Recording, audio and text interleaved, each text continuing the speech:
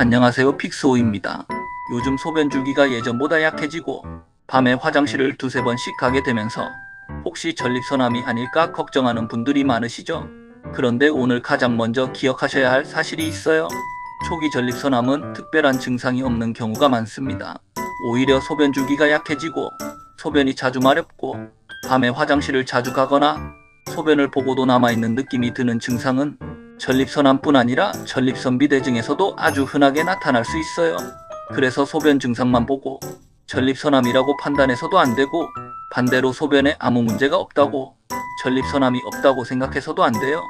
오늘은 전립선암 초기 증상부터 전이가 됐을 때 나타날 수 있는 신호, PSA 검사를 어떻게 해석해야 하는지, MRI와 조직 검사는 언제 하는지, 그리고 우리나라 최신 전립선암 생존율과 치료 및 검진까지 자세히 알아보도록 할게요. 전립선은 어디에 있을까요? 전립선은 남성의 방광 바로 아래쪽에 있고 요도를 둘러싸고 있는 기관이에요. 따라서 전립선이 커지거나 종양이 주변 조직을 압박하게 되면 소변을 보는데 영향을 줄 수 있어요. 전립선암은 대부분 전립선의 선세포에서 시작하는 선암 형태로 발생해요. 그리고 전립선암은 나이가 들수록 발생이 증가하는 특징이 있어요. 우리나라에서도 2023년 기준 65세에서 79세 남성에서 전립선암이 주요 암 가운데 가장 많이 발생한 암으로 집계됐어요. 전립선암 초기에는 정말 증상이 없을까요? 네. 전립선암은 초기에 암이 전립선 안에 작은 크기로 있을 때 특별한 증상을 느끼지 못하는 경우가 많아요. 그래서 전립선암을 소변 증상으로만 발견하려고 하면 한계가 있어요. 암이 커져 요도를 압박하게 되면 그때부터 배뇨 증상이 나타날 수 있어요. 대표적으로는 소변 줄기가 약해지고 소변이 바로 나오지 않고 한참 기다려야 하거나 소변 줄기가 중간에 끊기고 소변을 본 뒤에도 잔뇨감이 남을 수 있어요. 밤에 자다가 자주 화장실에 가는 야간뇨와 갑자기 소변이 마려운 절박뇨도 나타날 수 있어요. 하지만 정말 중요한 부분이 있어요. 이런 증상들은 전립선암에만 나타나는 증상이 아니고 오히려 양성 전립선비대증에서 더 흔하게 나타나는 비특이적인 증상이에요. 따라서 소변 줄기가 약해졌다고 바로 암을 걱정하기보다는 전립선비대증이나 전립선염을 포함해 원인을 확인하는 것이 좋아요. 소변이나 정액에 피가 보이면 어떨까요? 전립선암이 있을 때 혈뇨나 혈정액증이 나타날 수 있어요. 하지만 이것 역시 전립선암에만 나타나는 증상은 아니에요. 요로 감염과 결석, 전립선염, 방광질환 등 여러 원인으로 나타날 수 있기 때문에 한 번이라도 눈으로 확인되는 혈뇨가 나타났다면 단순히 전립선 문제라고 생각하지 말고 비뇨의학과에서 원인을 확인해 보는 것이 중요해요. 발기부전도 전립선암 초기 증상일까요? 발기 기능의 변화가 전립선암 환자에게 나타날 수는 있어요. 하지만 발기부전은 혈관질환과 당뇨병, 호르몬 문제와 약물, 스트레스와 노화 등 원인이 매우 다양하기 때문에 발기부전만으로 전립선암을 의심하는 것은 적절하지 않아요. 특히 전립선암은 초기에 증상이 없는 경우가 많기 때문에 발기부전이나 배뇨 증상을 기다렸다가 검사를 시작하는 방법보다는 개인의 나이와 위험도를 고려해 검진 여부를 결정하는 것이 중요해요.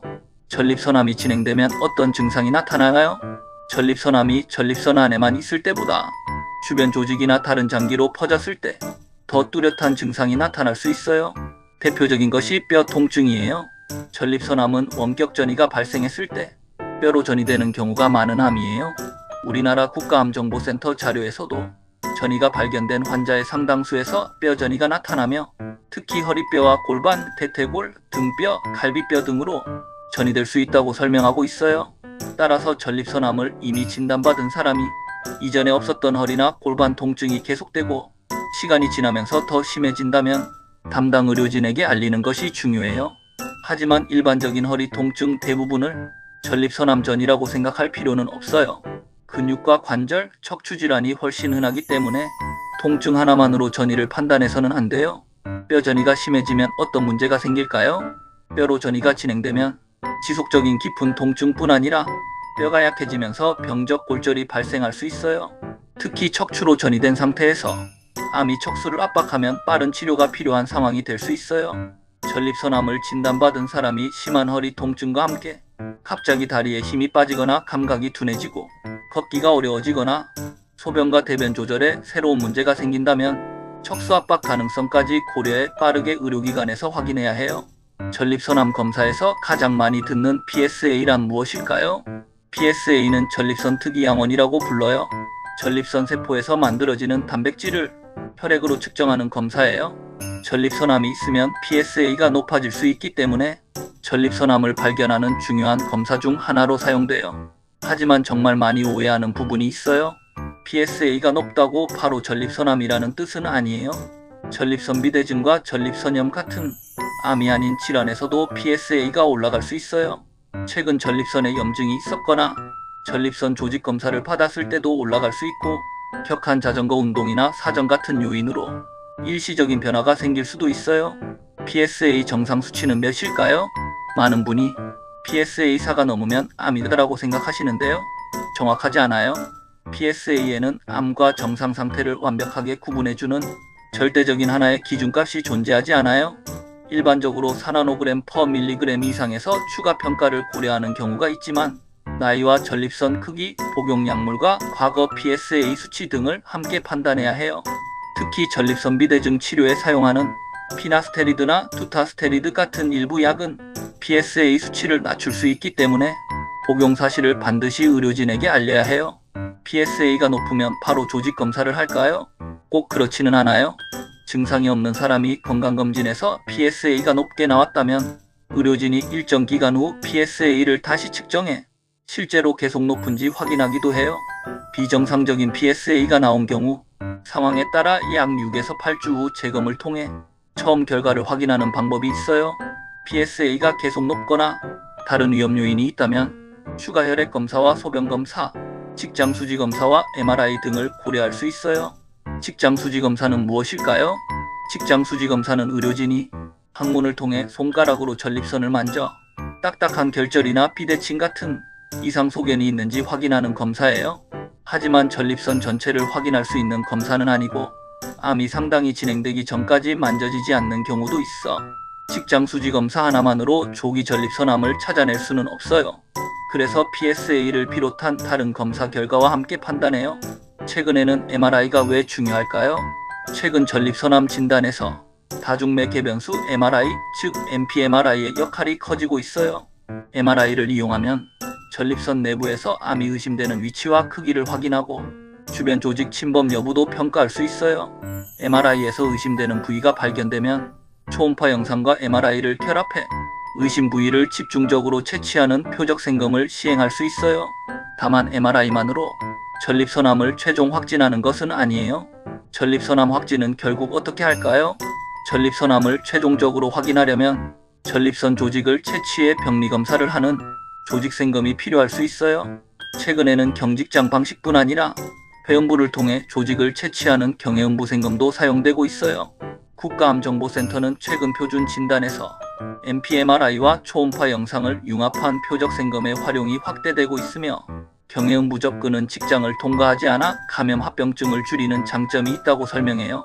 조직 검사를 통해 암이 확인되면 암세포의 악성도를 나타내는 글리슨 점수와 ISUP 등급군 등을 확인하고 PSA와 영상검사를 함께 평가해 치료 방향을 결정하게 돼요.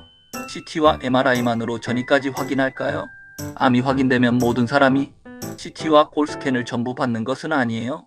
PSA와 조직검사의 등급, 암의 위험도와 증상을 고려해 필요한 영상검사를 선택해요.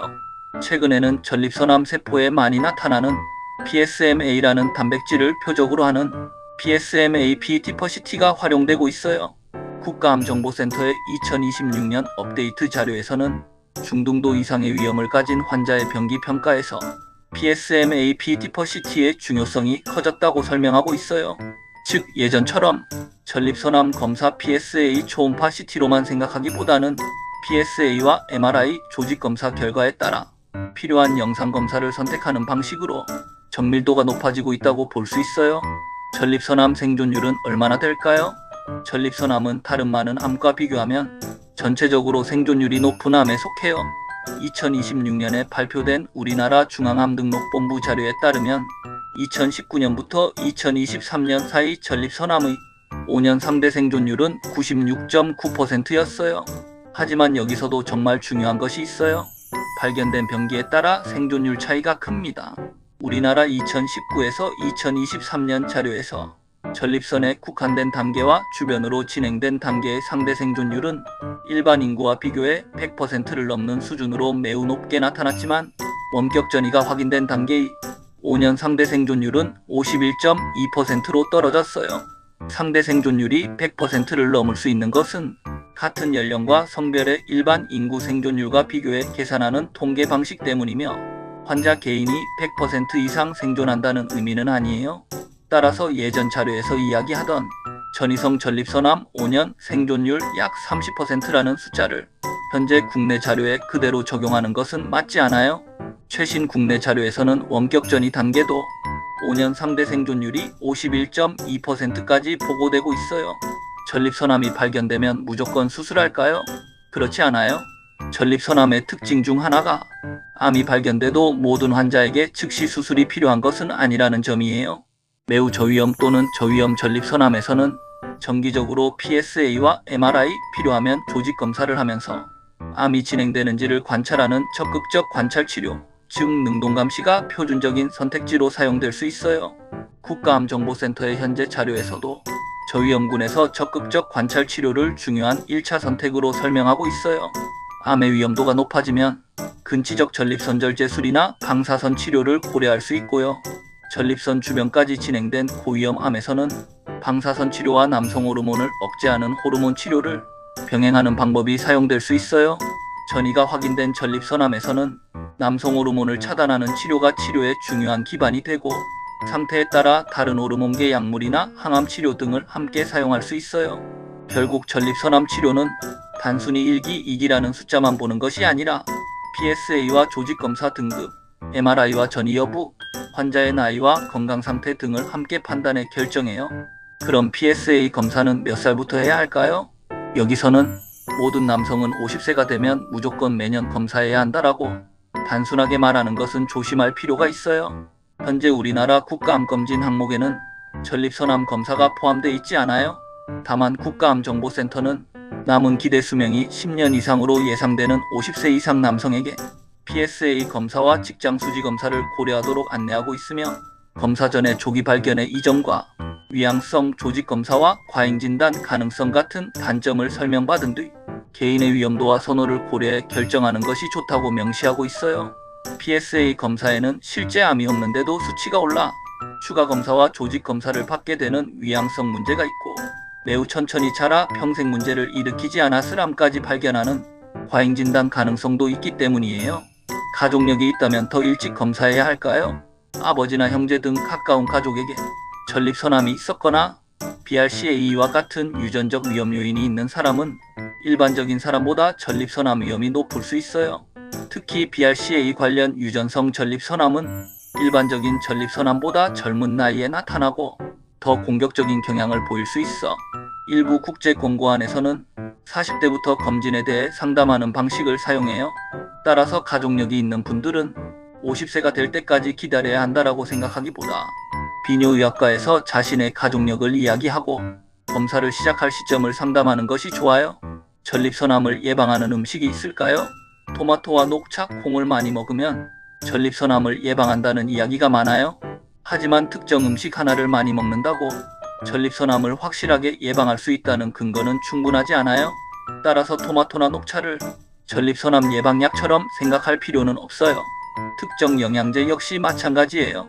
전립선암 예방을 목적으로 비타민이나 건강기능식품을 고용량으로 섭취하는 것은 효과가 확실하지 않으며 제품에 따라 오히려 문제가 될 수도 있어요.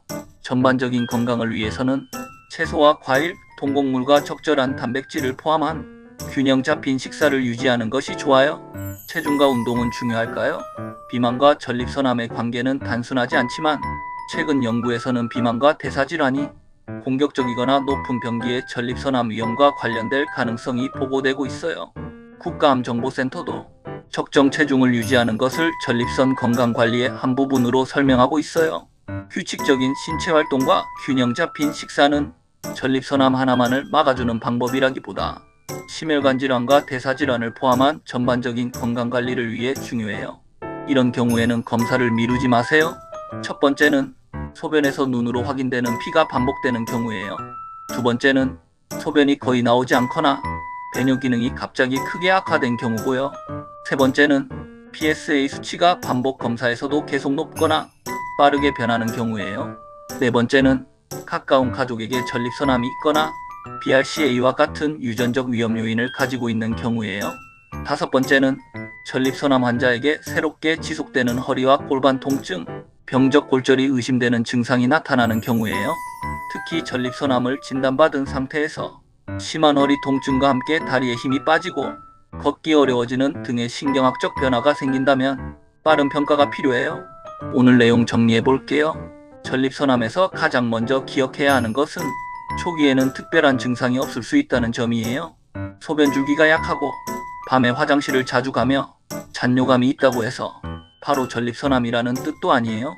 이런 증상은 전립선비대증에서도 훨씬 흔하게 나타날 수 있어요. 두 번째는 PSA가 높다고 바로 암도 아니라는 것이에요.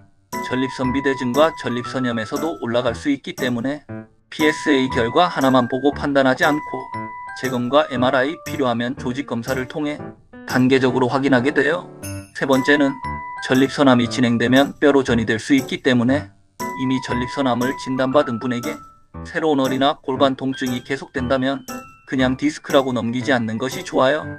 그리고 우리나라에서 2019년부터 2023년까지 진단된 전립선암의 전체 5년 상대 생존율은 96.9%로 높지만 원격전이 단계에서는 51.2%로 차이가 커요.